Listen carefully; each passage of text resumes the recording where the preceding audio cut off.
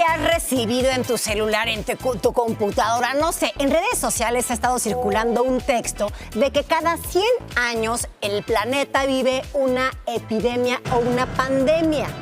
Seguramente ya te llegó. A mí sí, y no tengo ni idea de lo que me están hablando, pero estoy aquí con mi amigo Pepe Mercader, que él es bien inteligentísimo y bien culto para que nos ilustre sobre este tema. Bienvenido, Pepe. ¿Cómo estás? Muy bien, ¿y tú? Muy bien, gracias. ¿Ya te llegó también el mensaje? Ya, amigos. Supuestamente, familia, en 1720 estuvo la peste negra, en 1820 el cólera, en 1920 la... Espérame, Pepito, que no sirve tu micro, pero mira lo que te tengo aquí, porque no me quiero perder absolutamente nada. Gracias, Pau. Pues resulta que se supone que en 1720 estuvo la muerte negra, en 1820 el cólera, en 1920 la española y ahorita el COVID. Pero pues yo la verdad de historia tengo un amigo que sabe muchísimo, que es el divulgador de historia Alejandro Rosas, y lo tenemos ahorita con nosotros. ¡Ay, qué emoción! Vamos a conocerlo. ¿Alejandro? Hola. Aquí ando. ¿Cómo están? ¿Cómo estás, Alejandro? Bienvenido. Bien. Oye, no, pues para empezar, puras patrañas, ¿eh? No se lo vayan a creer porque ahorita que las cadenas están tan de moda, hay mucha desinformación. Y sí, la historia de la humanidad tiene muchas epidemias, pero esta idea de que coincide 1720, 1820, 1920 es totalmente falsa. La última gran epidemia sí que provocó muchísimos muertos, y estamos hablando, no se han podido calcular exactamente las cifras, pero se habla de entre 50 millones y 100 millones de habitantes, fue en 1918 y fue la de la influenza española. Esa sí fue brutal, nada que ver con lo que estamos viviendo hoy día. La diferencia es que hoy tenemos demasiados medios de comunicación y estamos informados al momento. Pero eso sí fue brutal. Por ejemplo, en aquella epidemia aquí en México, nada más en México en 1918 se perdieron cerca de 500,000 personas. Entonces, cuando uno hace el balance de lo que se perdió durante la Revolución Mexicana en vidas, siempre se dice que es 1,000,000 de muertos. Pero, ojo, de ese 1,500,000 fueron por la influenza española. ¿Qué tuvo que hacer el gobierno? Porque la influenza llegó por los estados del noroeste del país y se cerraron, por ejemplo, las iglesias, se prohibieron las confesiones, los bares, las cantinas, los restaurantes, los pocos cines que había también fueron cerrados. Es decir, vivimos una época muy similar a lo que se está viviendo hoy en día, pero el problema es que ahí sí la cantidad de muertos era enorme. Ahora, no es la única epidemia que ha vivido México. México ha tenido a lo largo de su historia prácticamente desde 1520 e incluso antes, durante los tiempos del Imperio Azteca, hubo varias epidemias, pero la que se recuerda mucho fue la de 1520, que fue la de viruela. La viruela no se conocía aquí en lo que hoy es México, y la trajo un esclavo negro que venía con las tropas de Pánfilo de Narváez cuando vinieron a capturar a Cortés en 1520.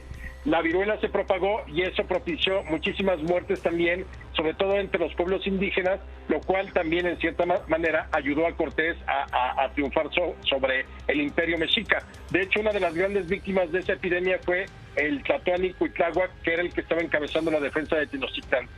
Dos en el siglo XIX importantísimas: la epidemia de cólera morbus de 1833 y la de 1850 también de cólera, que dejó también cerca de 30,000 víctimas, la de 1833, y ahí, por ejemplo, perdió la vida el papá de Porfirio Díaz, José de la Cruz Díaz, dejando huérfano a Porfirio y a sus hermanos en 1833. Otra de las importantes, fíjate, Sor Juana murió también en una epidemia hacia 1695, porque pues prácticamente no había, desde luego, ni antibióticos ni las medidas de asepsia y antisepsia que se utilizan hoy en día, y entonces todo eso provoca que la mortandad sea grande, además de las grandes epidemias europeas, la peste negra, la peste bubónica y demás. De hecho, justo te quería preguntar de la peste, porque evidentemente no había la ciencia que existe hoy, la medicina, no se podían informar y se lo adjudicaban, tengo entendido, a la alineación de los planetas. ¿Estoy en lo correcto? Esa era sobre todo la superchería, porque siempre se trataba de buscar un culpable, digamos, de un carácter sobrenatural que pudiera digamos, explicar eso, pero no, la peste llega a Europa a través de las ratas que venían del Medio del Lejano Oriente, Japón, China, y la traen. Además de que los europeos no estaban muy acostumbrados al baño cotidiano. Entonces, imagínate, si se bañaban una vez a la semana, pues obviamente toda la suciedad, todo, eran ciudades muy sucias, sobre todo en la Edad Media, pues obviamente eso propició grandes epidemias.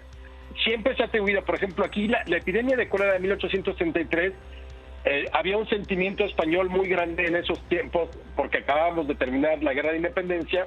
Entonces se dijo que los españoles habían envenenado las aguas de lo que ya era la República Mexicana y que por eso se había dado la epidemia. Así que todo este tipo de supercherías son solo eso. Todo tiene una explicación científica y médica, y desde luego también el combate tiene que ver con una explicación científica o médica. Nada de... yo creo que la fe puede ayudar en muchas cosas, pero evidentemente para curar una enfermedad o una epidemia, los rezos quedan de lado en muchos sentidos. Cuando llegó la española en el 18, ¿de alguna manera limpiaban las calles o cómo desinfectaban la ciudad? Sí, bueno, para empezar, igual, cuarentena como la que estamos viviendo hoy en día, generalmente, por ejemplo, donde había muertos por la influenza española, que era muy parecida a lo que fue el H1N1 en el 2009, por ejemplo, se quemaban los colchones, las sábanas, la ropa de los difuntos. Mucha gente tuvo que ser enterrada en fosas comunes porque no se daban abasto para llevar los cuerpos a los cementerios. No era muy común todavía la velación o el velatorio como lo conocemos hoy en día. Generalmente se hacía en casas, pero había prohibición de que se hiciera en casas porque fue brutal y fue rapidísima. Más o menos, digamos, fue el mes de octubre de 1918 cuando el mayor número de víctimas se registró, no solamente en México, sino en el mundo también. Y el problema es que, igual, un virus que tuvieron que dejar que pasara en su proceso natural, porque no había ni antivirales ni ningún otro tipo de remedios para poder solucionar el problema. ¿Cuándo acabó aquí la española? Fíjate que todo se dio en el 18, más o menos habrá empezado a finales de septiembre, se llevó todo octubre y ya para finales de noviembre prácticamente había terminado, pero, insisto, con 500,000 víctimas. ¡Wow! Increíble, ¿verdad? Sí. Olvídense de que si coinciden las fechas, todo ese tipo de cosas, igual que los agoreros del fin del mundo, ya ven que pues, los mayas se equivocaron, Nostradamus no le atina nada porque lo interpretas de acuerdo a lo que conviene. Entonces, pues todos estos, profetas del fin del mundo se han equivocado. Yo creo que el fin del mundo sí llegará de la mano del hombre, desde luego, pero por lo pronto no se preocupen por eso, sino más bien preocúpense por mantenernos en casa, atender a las instrucciones, lavarse las manos y todo eso. Fuera de ahí, no se preocupen, esto no tenía que pasar, la historia no se repite, nunca es cíclica. Y tú sabrás mejor que yo, no tengo ni idea, pero también creo que hay que ser muy optimistas. Tengo entendido que después de la peste, William Shakespeare, cuando estuvo justamente en Londres, estuvo en cuarentena, escribió tres de sus obras más importantes. Una de ellas, Macbeth, creo que la otra era Antonio y Cleopatra, no me acuerdo de la otra. Pero también después surge el Renacimiento. Entonces también saber y entender que siempre sale el sol y que podemos llegar a un lugar mejor. Mira, evidentemente, si hacemos caso a las indicaciones que nos ayudan a todos, siempre será mejor. Y desde luego, yo creo que habrá mucha gente ahorita, sobre todo en el medio artístico e intelectual, habrá gente que esté escribiendo, habrá gente que lleve diarios de lo que estamos viviendo, seguramente vendrán novelas. Yo creo que siempre hay muchas cosas que se le pueden sacar provecho a situaciones como esta. Claro, también de pronto uno se puede deprimir o te puedes poner triste, pero creo que al final lo que estamos haciendo ahorita es por el bien de todos, valga la expresión, y pues encuentren lo que más les gusta hacer y háganlo dentro de la casa o dentro de donde se encuentren enclaustrados, como decimos ahora, ¿no? Por supuesto. Tú nos tienes algo, Pepe, algo de historia, nos vas a enseñar algo del Excelsior. Sí, tenemos una portada del Excelsior de 1918, familia, donde describía cómo llegó la influenza española aquí a México y qué estaba pasando, cómo el gobierno lo estaba tratando. Está súper padre, mira. En pantalla del lado izquierdo está en grande. Le dedicaron 3 hojas completas, describían cómo echaban cal en las calles, cómo estaba llegando, que tenía muchos problemas en Puebla, cómo el gobierno en Puebla estaba tratando, igual, lávense las manos, no den besos, no den abrazos. Es increíble, Pau, es muy parecido a lo que estamos viviendo ahorita, sí. Porque la influenza española era lo que también se conoció como la gripe española.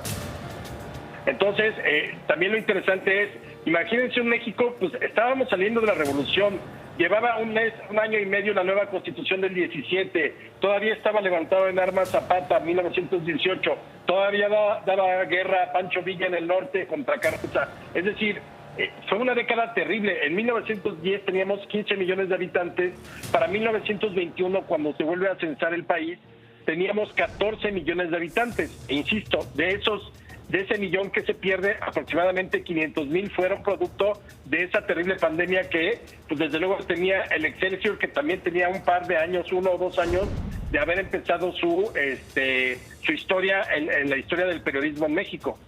Increíble, de verdad, Alejandro, muchísimas gracias. Gracias por instruirnos, por iluminarnos, y siempre es bueno aprender de la historia para no repetir los mismos errores. Gracias, Alejandro. Muchas gracias. Un saludo y cuídense, por favor. Un beso. Gracias. Interesantísimo, Muchísimo, Pepito. Pau. Sí.